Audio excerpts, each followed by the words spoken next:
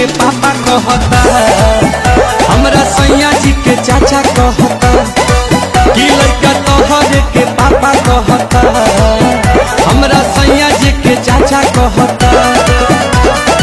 ओही दिन से खोजता ते रोवता चिल्ला के, ओही दिन से खोजता ते रोवता चिल्ला के। सोझा सा बकाई साफा कहता, लड़का तोहरे के पापा कहता, कि हमरा सैया जी के चाचा कहता, कि लड़का तोहरे के